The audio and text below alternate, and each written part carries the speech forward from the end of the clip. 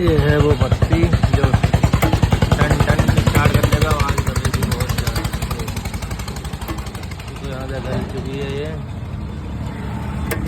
इस तरीके की आवाज़ सैल मारने लगी, बहुत परेशान कर दिया इसने।